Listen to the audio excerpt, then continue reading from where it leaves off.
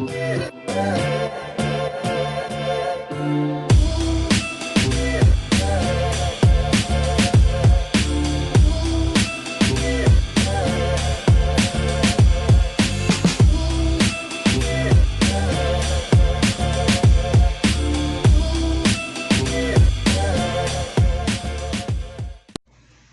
mga ka-arts! I'm Eliza Abisamis and again, welcome to my channel.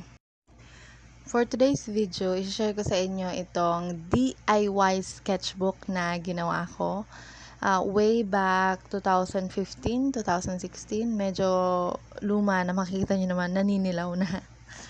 And ang laman niya sa loob ay, since DIY siya, ang paper na ginamit ko ay from Canson Sketchpad, yung kalahati niya, and then yung kalahati naman ay from Fabriano watercolor paper. Itong hawak ko na yan, yung mga unang pages, yan yung paper na galing sa Canson Sketchpad. And kung papansin nyo, ang ginagamit kong pang drawing is color pencil kasi color pencil mas okay siya gamitin kesa sa pencil kasi yung pencil bumabakat siya sa kabilang page pero yung color pencil hindi siya nag-smudge sa kabilang page. So yun ang gamit ko. And then ito namang pages na to, yan ay Fabriano watercolor paper. And itong sketchbook na to, talagang pinagpa-practicean ko lang siya. So hindi mga perfecto ang mga drawing dito. Pagpasensyahan nyo na. Subukan ko na lang din gumawa ng sketchbook tour pag napuno ko tong sketchbook na to. So, tara na. Drawing na tayo.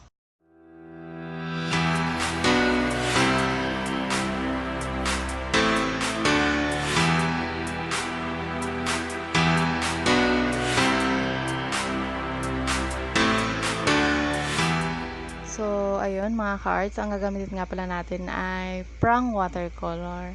And meron siyang 1, 2, 3, 4, 8 colors.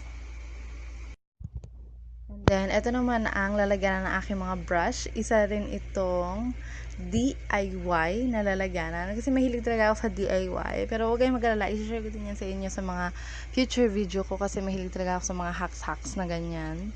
And ito ay gawa sa karton ng gatas. Makikita nyo naman sa gilid ang nutrition facts. Hindi ko pa natanggal. Talagang tinape ko lang. Ayan. So, pili tayo ng dalawang brush na gagamitin ko. Ayan ang gagamitin kong brush. And ito nga pala mga ka-arts. Binili ko to sa Shopee. Mukha siyang tabo, timba. Ewan ko kung anong gamit ito. Pero gamit na gamit ko siya sa watercolor ko. And super ganda niya gamitin. So, start na tayo ng drawing.